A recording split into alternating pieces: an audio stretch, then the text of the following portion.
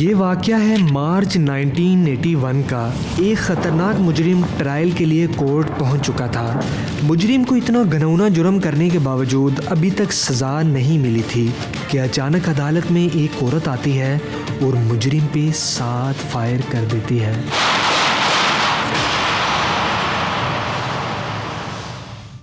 ये कहानी है मारियाना बेखमायर की, जो 3 जून 1950 को जर्मनी में पैदा हुई।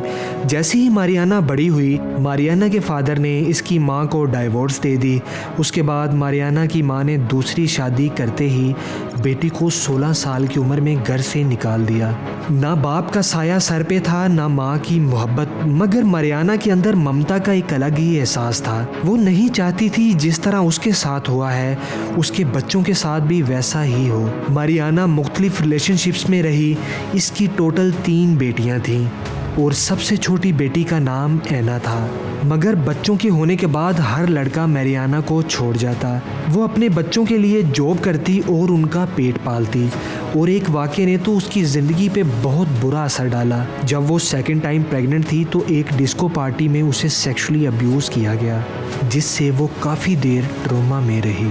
मगर उसने कभी ये नहीं सोचा था कि वो गन उठाएगी और अपने ही घर के करीब रहने वाले 35 साला क्लॉस ग्रैबोस्की नामी शख्स को कत्ल कर देगी, जो कि पुलिस के रिकॉर्ड में भी एक क्रिमिनल था।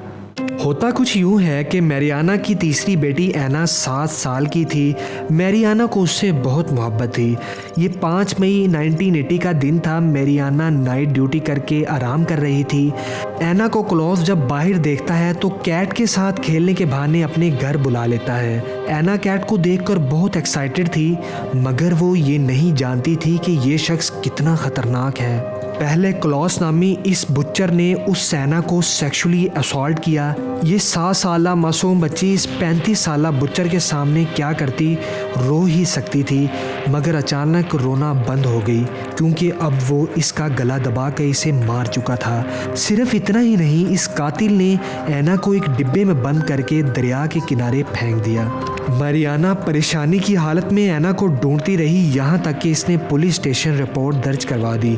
अचानक उसे पता चलता है कि एक औरत आई है, उसने अपने फियांसे के अगेंस्ट एक मर्डर केस रिपोर्ट किया है।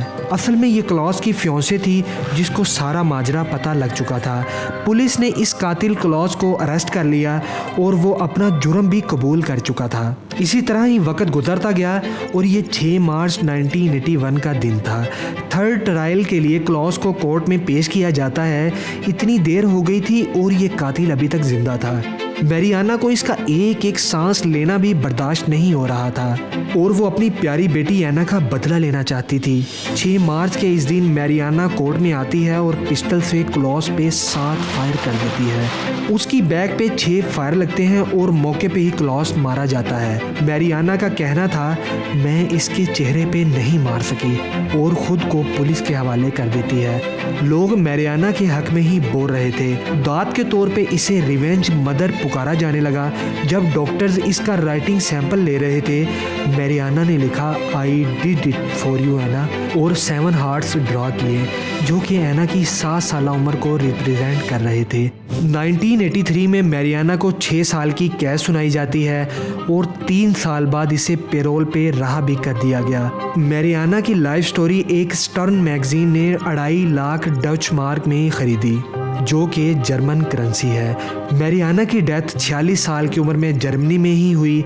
आज भी दुनिया इस माँ के इंतकाम को याद करती है और क्लॉस अपने अंजाम को तो पहुँचा, मगर उसका जिक्र सिर्फ बुरे अल्फाजों से ही याद रखा जाता है। उम्मीद है ये इंटरेस्टिंग वीडियो आपको पसंद आई होगी।